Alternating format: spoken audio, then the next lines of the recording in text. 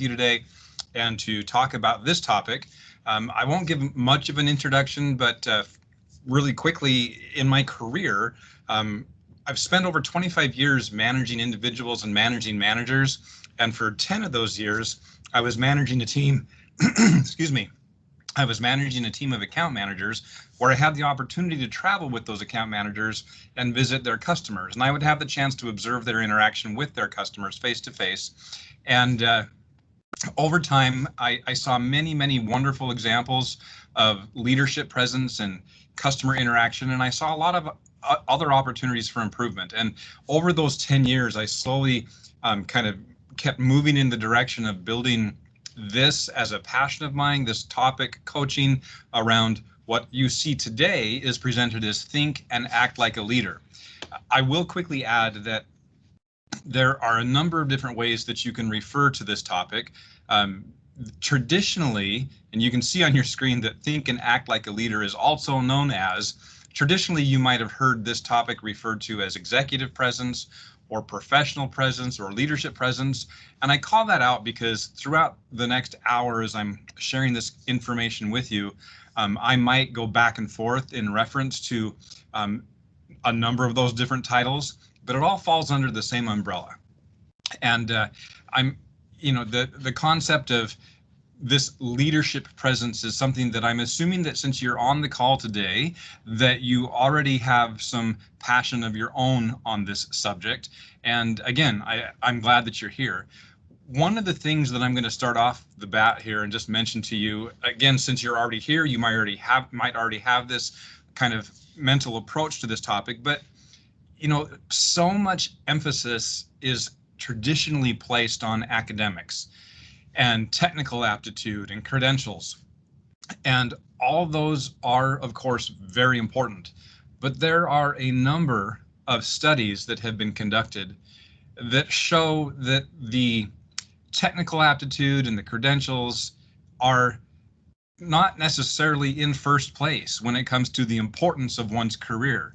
Stated otherwise, your emotional intelligence or your leadership presence or your soft skills has a dramatic impact on your career and your success and your trajectory. And so, again, I appreciate the opportunity to spend some time today sharing with you my thoughts on a number of these topics that are all related to this leadership presence. I'll share some detail with you here in a minute as to why this is so important, but I can tell you, having spent as much time in my career as I have, coaching individuals, consulting with leaders, talking about leadership presence, there is a clear and defined return on investment when individuals invest time on this topic.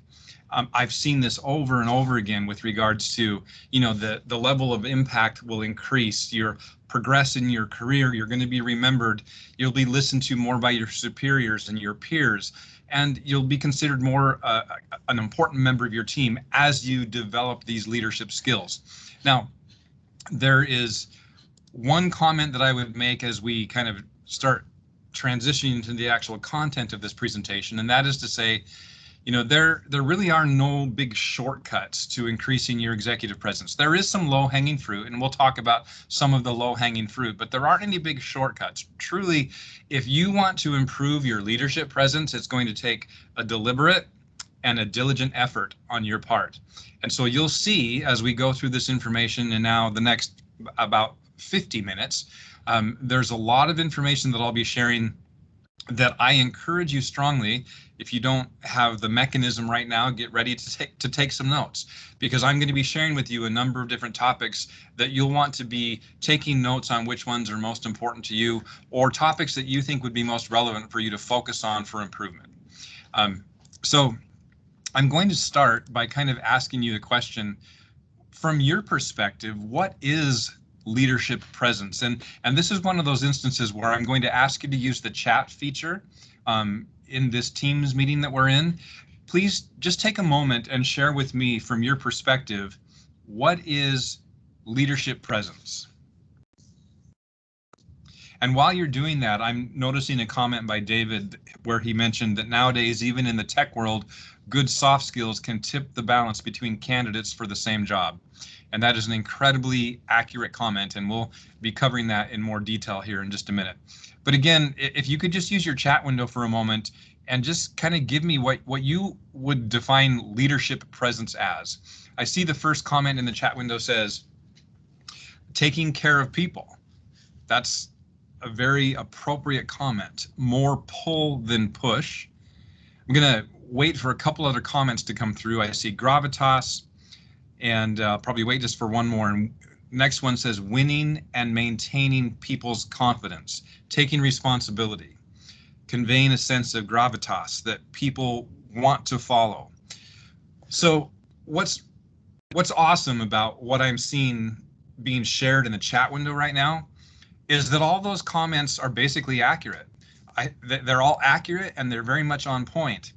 But it's interesting, if you go through and read all of those comments, there's a diversity amongst a number of those comments. I will ask you kind of a follow-up question here. I'm going to ask you to still use the chat window, type in 1, 2, 3, or 4 to indicate what you believe is the most important attribute of leadership presence. And you can see the choices are 1, charisma, 2, confidence, 3, authenticity, and 4, persuasiveness. I see a few numbers in the chat window. I'm going to encourage you to pick 1, 2, 3, or 4 and type that in. I'll just wait for a couple more seconds here. I'm seeing a lot of 3s, but as is always the case, I am also seeing 1s, 2s, and 4s. And the point here is that I'm seeing them all. I'm seeing 1, 2, 3, and 4 all listed as the most important attribute of leadership presence. Now, I don't do this very often, but I will just tell you right now that this is a little bit of a trick question, because truly there is no one attribute of leadership presence that is the most important. Now, there are some that are more important than others, but it's very, very difficult to define one as the most important. If you were to stand back and look at all of the attributes that can contribute to one's leadership presence, it's a very, very long list, and it's a bit unwieldy, and it's a little bit overwhelming as you start to try to look at all these attributes and put them in place in levels of importance and impact. So I'm going to share a couple thoughts with you really quickly before we move on from this concept of definition. There are many, many different definitions of leadership presence or executive presence. The point is, how can we actually improve what cannot specifically be defined? So I'm going to share with you what my definition of leadership presence is. And it's pretty basic, but it is the attributes of a leader or a person that inspire, engage, and motivate people to take action. So that concept of these attributes is going to be kind of the foundation of what we talk about for the rest of our time together today. And if you look in your screen right now, what you'll see is a list of attributes that have been divided into 4 different levels. Now, this isn't necessarily a comprehensive list. Just a minute ago, I saw in the chat window a couple comments, on one of which came through as gravitas. And I would just quickly add that even though this might not be a comprehensive list of attributes, there are a lot of synonyms. And so gravitas could also be known as decisiveness and showing teeth. And there's also some attributes that are almost contradictory. You have that same decisiveness and showing teeth, and you also have humility. So the last point I'm going to make here is to say that even the most polished and refined leaders and executives don't possess all of these attributes. They are divided into different levels. That's intentional. The levels are of impact and difficulty. You will often find that frontline managers that manage direct reports are incredibly skilled at levels 1 and 2. But it's not until you get up to, managers of managers, executives, even C-level executives, where they have very strong control and mastery over those attributes listed in levels 3 and 4. So looking at the comment window, I see, of course, you need a few, but if you don't have authenticity, everything is bound to fall apart. I appreciate that comment, and we will talk about authenticity in just a moment. I see a comment that says we cannot see the slides. It appears to me that I am presenting. Can I have somebody confirm that you cannot see the slides? I can see both your slides. If you can share it, I think you need to click on the, I'm not sure who wrote the comment, but please click click on the presentation. You should see it as below, and you should just click it, and then it will change. Let us know if you still have any issues, but we can see that. Okay. All right. Thank you. I seem to have momentarily lost my video feed. I will try to get that fixed in just a moment. But I appreciate the comments in the comment window. Please continue to share that. And the point here again is that one of the last comments was that the authenticity was a critical component.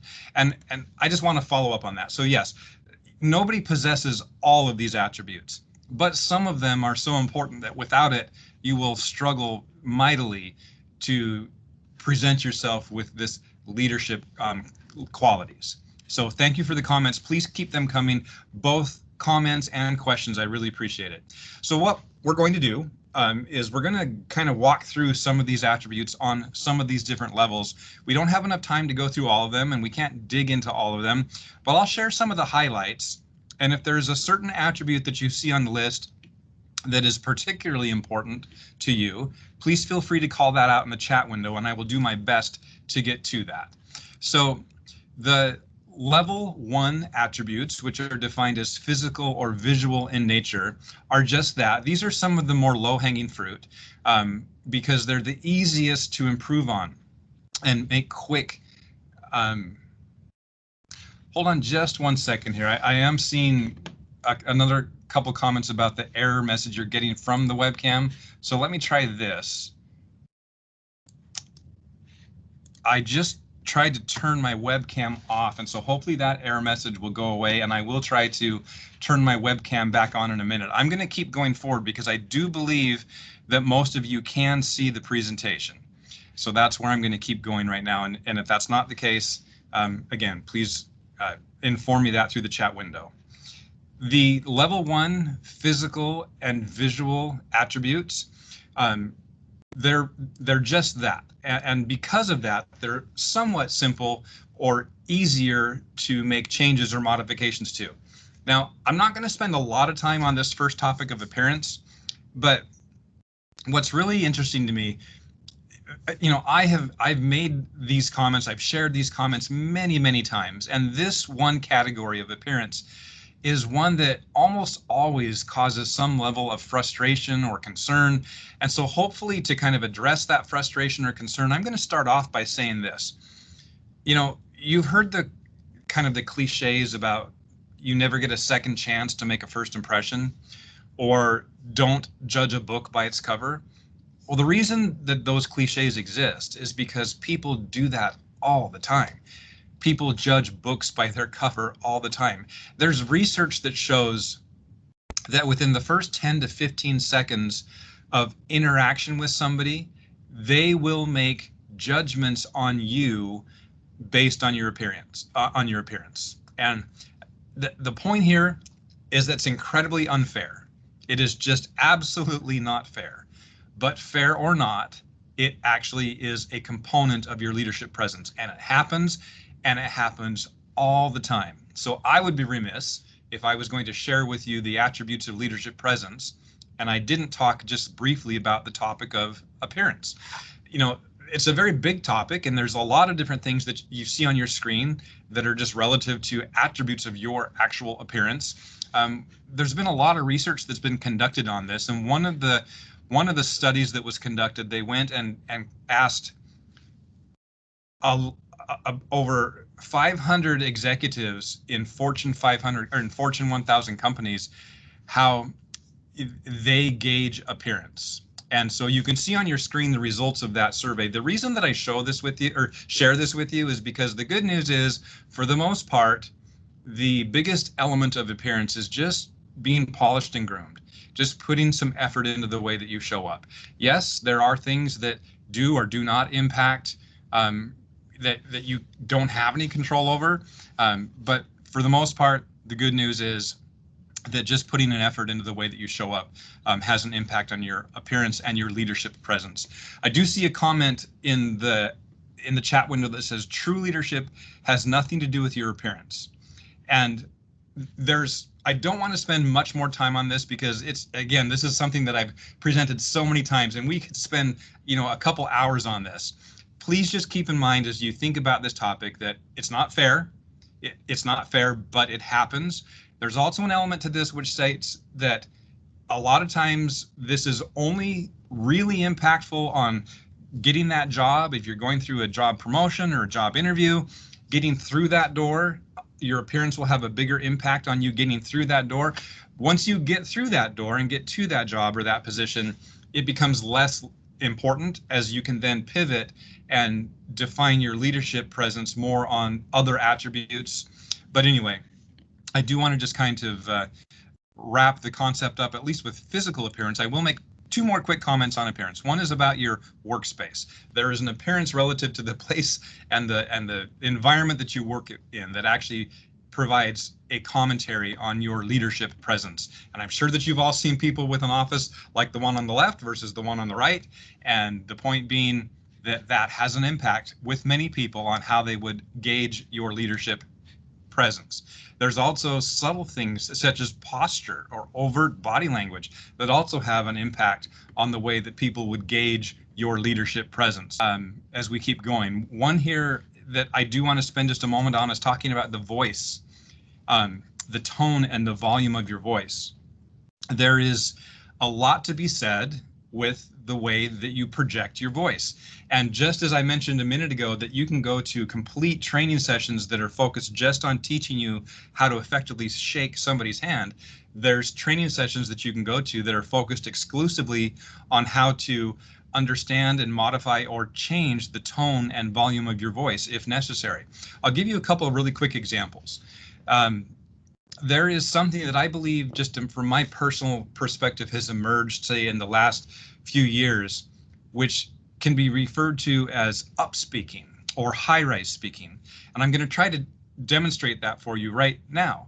And that would be that when you're talking, you end every sentence with an upward lilt. And everything that you say is projected with this upward tone. And you leave very little time in between the statements that you're making, and everything is presented in this fashion. I don't know if any of you have ever experienced that. Of course, I'm stopping that demonstration right now. I don't know if any of you have experienced talking with somebody that has that upward lilt to their voice, but it is very, very, from a leadership presence standpoint, it's very off-putting, and I call it out because that would be something that you would want to get feedback, and if you have been identified as somebody that does that, that would be something that you would want to be careful and modify. On the same kind of topic, there's examples in politics, in business, with people that have had to change or basically modify the tone and the volume of their voice. Margaret Thatcher, who was the Prime Minister of Great Britain, as she was starting her early political career, received some very harsh feedback around the tone of her voice, and she hired some professionals to help her modify the tone of her voice. One last comment on the tone of your voice and the volume of your voice, I would say, is specific to how you say your name. And this is really interesting because in the business environment, one of the things that you typically would do is you would shake somebody's hand and then tell them what your name is. If you take some time to observe, say the next 5 to 10 instances where you will observe somebody introducing themselves, so often people fumble this opportunity to make a strong leadership presence just with regards to the way that you introduce yourself and say your name. The problem that most people run into is that they say it so quickly and with the kind of the tone out of alignment that people don't even hear or understand what it was you said your name was. So the correct way to actually introduce yourself and state your name is to, with your first name, have a little upward lilt and then a pause, and on your last name there's a downward lilt. For example, hello, my name is Benjamin Flower. Now, That might sound, just as you practice it, a little bit awkward, but I promise you that when you're in those environments where you're meeting somebody and shaking their hand and introducing yourself, it does not come across as awkward. Hello, my name is Benjamin Flower. I'm really happy to be here with you today. And something as simple as that can have a very subtle but profound impact on your leadership presence. So you might want to practice the way that you say your name as you're introducing yourself. Just taking a moment to look at the comments in the chat window. There's a comment about my comments reminding you about the movie Dune, and that they use a strong voice to assert dominance. I would just quickly say before I move on, there's a subtle line there. That comment is accurate, and I don't know that I would define it as dominance, but it is confidence. There's definitely something to be said about confidence, and there's a kind of a fine line between confidence and dominance, but it is the same. Tempo is something that I would just say, if you think about a lot of the people that would kind of rate high in your regard from a leadership presence standpoint, there is something to be said about the tempo of their voice. Typically, they're more deliberate and intentional with their words as opposed to rapid fire talking. Now, you can have both, and keep in mind that a lot of these attributes are some that, good or bad, you don't have to possess them all, but the typical strong leadership presence is somebody that has a metered, confident, deliberate tempo to their voice. So that is it for level 1. I want to kind of shift gears now and move into the level 2, which is referred to as functional or behavioral.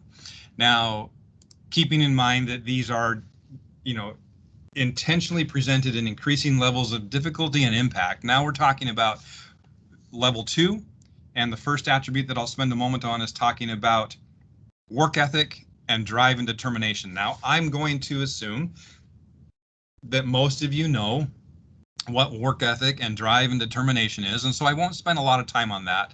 But every attribute that I'm sharing with you today, I really want you to take a moment to think about how both it would apply to you and how you see others that are in leadership roles or have leadership presence, and how it applies to them. I will just make a couple quick comments on this, again, because it's very self-evident as to what work ethic and drive and determination is, but there are tons and tons of stories that many people are not aware of that are great illustrations of this concept. Just a couple weeks ago, there was a rover that was landed on the surface of Mars. It's not the first rover, but this one is definitely the most technical rover that has been landed on the surface of Mars. And the reason I even bring that up is because as I've watched the news about that, it's almost, to me, it's just incredible, just amazing as to the technology and the competence to be able to do that. One thing that a lot of people don't know is that in the first 28 attempts that NASA made to put a rocket into space, 20 of them failed. 20 out of their first 28 attempts were failures to putting a rocket into space. Most of you probably know Walt Disney. Of course, you might not know that Walt Disney had many business failures and bankruptcies before he was eventually successful at building his Disney business. Thomas Edison, who invented the light bulb, had over 1,000 failed attempts. So when I talk about work ethic and drive and determination as it relates to leadership presence, there is definitely an association between that attribute and somebody's leadership presence, the persistence and the drive. I want to take a moment talking about passion. Most of you probably, as you think about leadership, people that you've worked with or people that you know from a leadership presence relative to passion, the distinction that I want to make here is that passion is something that it's in your DNA. The passion that you have for something, it can't be faked. It comes through in what you say and what you do and all of your actions. It's not to be confused with enthusiasm, and enthusiasm is short-lived and can be fake, but the true passion that you have, it's just that emotional energy that helps you commit to and accomplish whatever it is that you're focused on. There's a close correlation between passion and conviction. conviction is the distinction that I'd call out with regards to leadership presence. Conviction has to do with this deeply held belief that you had that you will not be swayed from. A lot of times conviction shows up is when you see somebody who is facing incredible opposition to their ideas or the direction that they want to go, and they stay the course. They will persevere and pursue because of the convictions that they have through to success.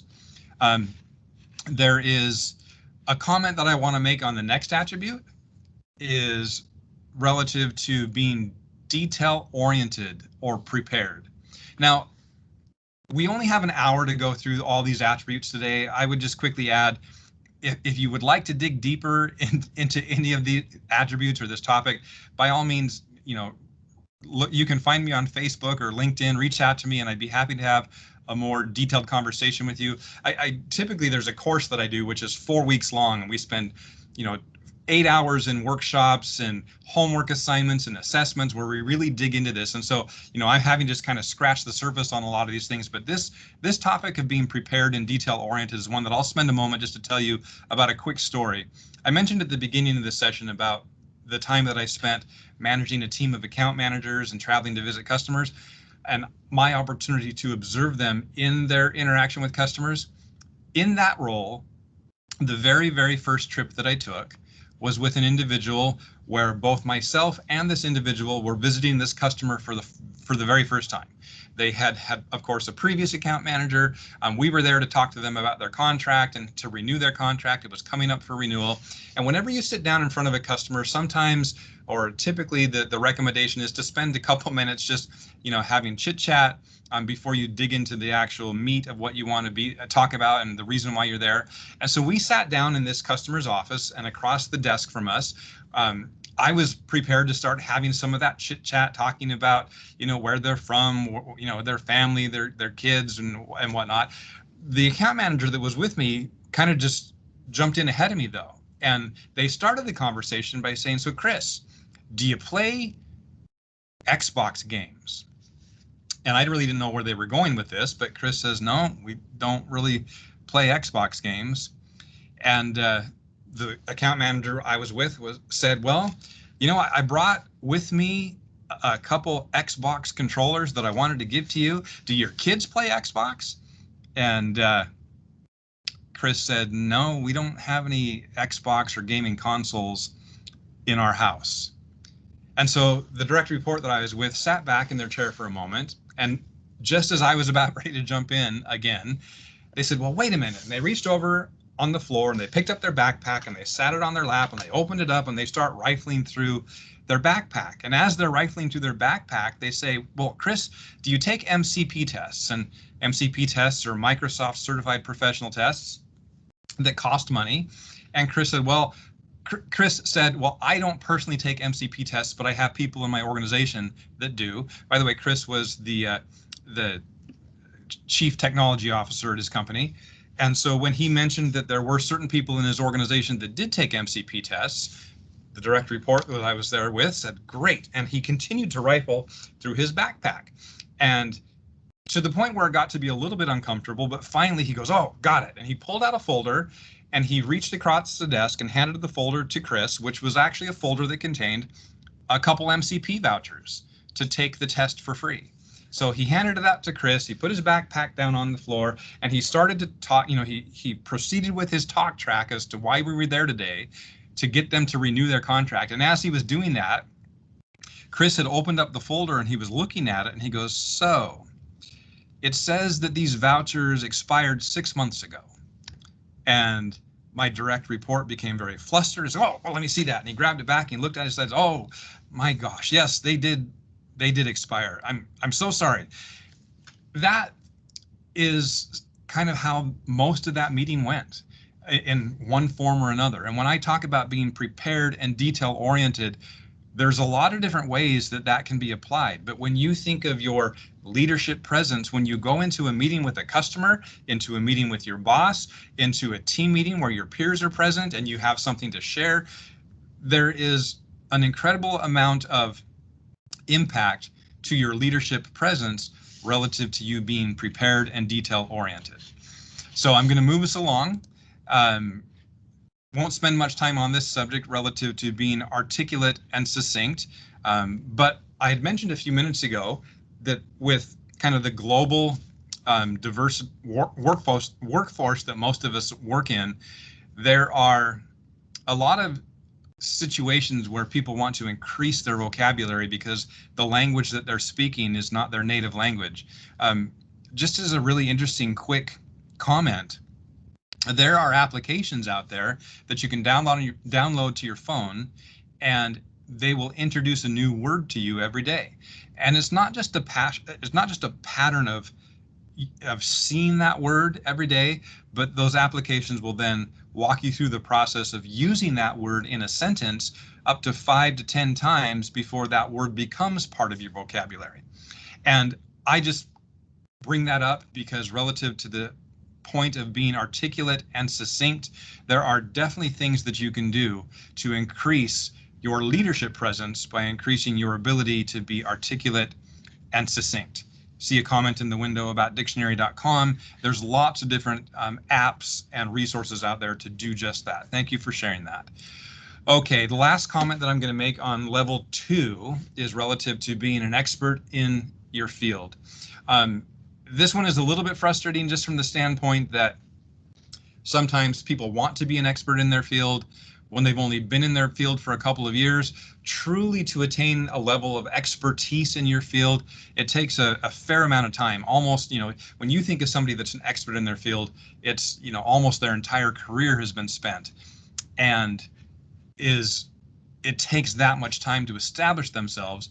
And so I just bring this up because sometimes people see this as a bit of a stumbling block and they get frustrated. But keep in mind, you don't have to have high marks in all of these attributes, but truly being an expert in your field or having that pedigree and history can pay big dividends in regards to your leadership presence. I will say, though, I have seen many people that are an expert in their field who have relatively low leadership presence because just having that credential of being an expert in your field does not compensate for failure in a number of the other categories or attributes that we're going to talk about. So let's go ahead and move us along. Now we're going to move to level 3, which is relational.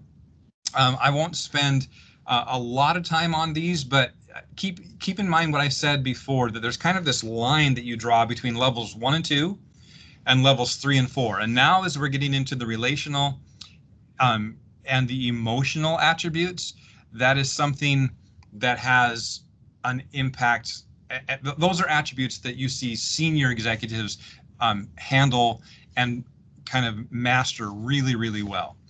When we talk about listening, I think most of you have probably been in a meeting, whether it's with your boss or whether it's with a potential customer, where somebody doesn't listen. And it can be very frustrating when you're in one of those conversations.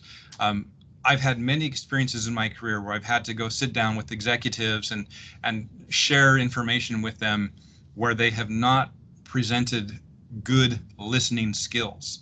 And whenever I've had that engagement, I've always walked away with a serious negative impact to their leadership presence. So I'm just looking at the chat window really quick. I see a question. Should the leader more focused on the soft skills, building, mastering, and learning? I'm not sure I understand your question.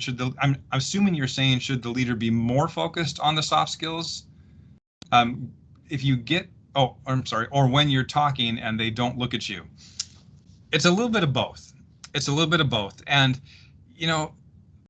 just really quick, I wasn't going to share this story, but it kind of answers or addresses the question that you're asking. The story that I tell on this was I had an opportunity to go sit in front of a senior leader and share what, a project proposal that I had put probably 50 hours worth of work into. And the reason that I was asked to do it in the first place is because I had launched and run this project that was incredibly well received in another organization. And my boss wanted me to go talk with somebody in a different organization and share that plan with them.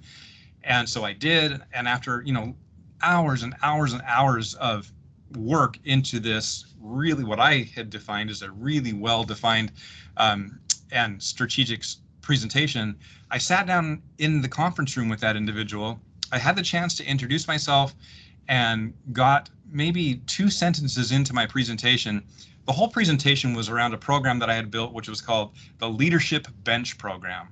And 2 or 3 sentences into my presentation, the executive stopped me and said, "So Ben, you're telling me that this whole proposal is around how we can take people in our organization, put them through this program, elevate their skills, accelerate their leadership development, and create kind of a leadership bench." And in a nutshell, that's what we were doing. And so I said yes. And as soon as I said yes, they said, "Well, you know what? Appreciate your time, but we have a big enough difficulty today with so many people that want to take those steps into leadership roles, and those leadership roles don't come up very often. And so people get frustrated and they have to wait a long time. Your project that you're presenting to us would just make that situation even worse. So I'm going to shut you down right there. I'm going to thank you for your time and give you back 60 minutes on your calendar." And so I bring that story up as an example of listening. And honestly, if that executive, well, you can imagine my kind of assessment of their leadership presence after they did that to me. If that leader would have taken the time, even if it wasn't the full 60 minutes, but maybe 10 minutes or 15 minutes just to listen to some of the more detailed concepts of the proposal that I had, they could then have shut it down, and I would have had probably a much healthier respect for their leadership presence. So back to your comment that was made in the chat window, there are all sorts of elements relative to listening. And, you asked, should the leader be more focused on the soft skills or building and mastering this learn versus, when you're talking and they don't look at you? It's a really difficult question to answer because there's subtleties, and there's, as I've mentioned a couple of times now, you can't be a master over all of the attributes. But I would say, from a listening standpoint, if you're an executive and all you're doing is just presenting, that wouldn't be necessarily as important.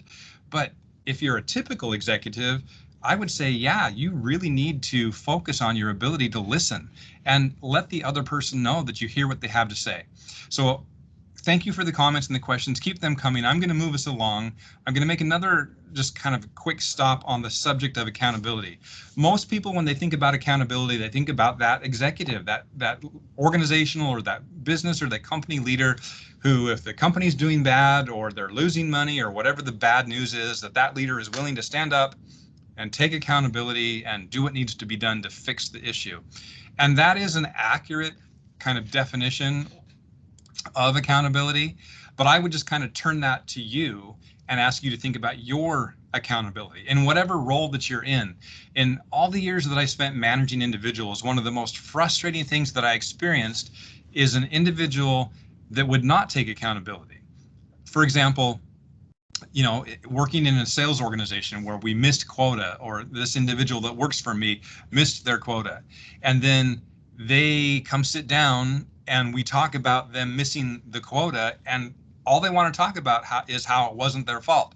Well, the customer this, and the technology that, and it doesn't have to be in a sales environment, but it's so refreshing to have had somebody come into my office that says, "You know what? I missed my quota this quarter. This is why I missed it. Some of the things were outside of my control. Some of the things were in my control. And I'm going to share this strategy with you to turn it around for next quarter, and this is what I'm going to do." That is refreshing, and it's accountable, and it has a huge impact on somebody's leadership presence. I'm going to move us along here just in the interest of time. It's always amazing to me how quickly time goes and so how quickly we run out of time. I will just say something about persuasiveness and being influential. That's almost kind of a hallmark of a leader, is that they have the ability to persuade and influence and get you to kind of get on board and do what they're saying. And good heavens, there is courses that you can go to that are weeks or months in length that teach you how to be persuasive and influential. I would just say, obviously it's an incredibly important attribute of leadership presence. But I would just add the quick distinction that persuasion and that influence, to be a true leadership presence, it needs to be ethical and above board, because there are plenty of ways that you can persuade or influence people in an unethical fashion. But the true leadership presence, that comes from a place of ethics and, above board business practices. Okay, there is also something to be said relative leadership presence about being engaging. Now, if you've attended my sessions last week and you're seeing this week, and if you attend sessions for the next 5 that we have, you will see a large amount of storytelling, because storytelling in and of itself is engaging. And there is also sense of humor. There's things that you can do as you engage and work with and present on this topic that are really powerful from a leadership presence standpoint. I would invite you to look at your calendar. We're doing a session here in a couple weeks that is titled Using Storytelling to Deliver Powerful Presentations, and we will dig into this topic much more in that session that we do in a couple weeks. But your ability to tell stories and be engaging has a big impact on your leadership presence. All right, I'm going to move us along here to quickly get to level 4, because again, in the interest of time, we're coming down the home stretch. We've got about 10 minutes left. I'm going to deliberately just focus on a couple topics. Transparency and candor, these are some of my favorite topics. This is level 4. These are the most difficult to master, but also has the biggest impact on your leadership presence. And there was a comment that was made at the beginning of the session about authenticity. That is in level 4. I don't have time to talk about all the attributes of level 4. I want to focus on just a couple. But transparency and candor is incredibly important, just from the standpoint of, when you think of a business leader, the more transparent they are with you, the more they're able to tell you and just be, open book, the more you respect them and want to follow them. And you can compare that to leaders that are on the other end of the scale, where they kind of want to grab all that information and hold it like it's a big secret because that gives them power somehow. And when they do that, and you don't see that transparency, that can have a big impact on your assessment of their leadership presence. I do want to spend just a moment talking about empathy. And I'm going to share a quick story with you in regards to empathy. Many years ago, I started a portion of my career where I actually worked at Microsoft. I worked at Microsoft for 22 years, and it was a fantastic experience. I will relate to you quickly about something that happened to me in my first month of those 22 years. Now, I got hired to manage a team of customer support professionals that were managing support for some of Microsoft's programs, like games and hardware like keyboards and joysticks and mice. And in addition to managing that team, I was asked to do one other task. Now, the organization that I was in, all the products, the games and the hardware, those are products that people bought as Christmas gifts. And so what we would experience year after year is that the day after Christmas, that our customer support volume would increase by over 1,000%. For the first week or two after Christmas, the call volumes were just crazy. And so we had to put all of this effort into preparing for this big call spike. In my role at Microsoft, only 1 month in, I was asked to take on an additional role where I was in charge of routing all of our telecom queues. So we had over 50 different products, and every product had a different phone number to call for customer support. And I was asked to work with our telecom team and put together this routing, which basically indicated when those queues would be open for support and where those calls would go if they called during support hours, and the message that they would hear if they called during hours where support wasn't being offered. And I had to plug all that information into into a spreadsheet and share that with our telecom team in preparation for the holiday spike. So day after Christmas at 6 a.m., the phone queues opened. We had a very busy, as usual, call volume taking place. And about an hour or two into that, my boss called me into their office because they had just run a report that showed that the day before, Christmas Day, that there was one of those queues that had looked like it had been open. And it looked like there were 10 to 15,000 calls that came through on Christmas Day. and that the average time that those customers waited on hold before they hung up because there was nobody there to answer their question was about 10 minutes. And so they shared this report with me and they asked me if that was true. And I didn't think so because I thought I had done everything right, but I took the report, I went and I looked into it and found out very quickly that I had made a mistake. I had left one of those phone queues open all day on Christmas Day. And back then, telecom was a completely different world than it is today. There was a large cost associated with having 10 to 15,000 calls come through, each of which waiting an average for 10 minutes before they got frustrated and hung up. And that cost was in the tens of thousands of dollars. And my boss wanted me to go find out what happened and come back and let them know at the end of the day. And I was absolutely convinced that my career was going to last about 1 month at Microsoft and that I was going to be let go. I went back into their office later that day, sat down, was still very busy, told them what I had found out, told them that I had made the mistake. It was a total mistake on my behalf, and that yes, those numbers were correct. My boss paused for a moment, looked at me and said, Ben, we all make mistakes. This was a mistake that I don't want you to make again. Learn from this and move forward. It's very busy. Go back out there and work with your team to answer the calls.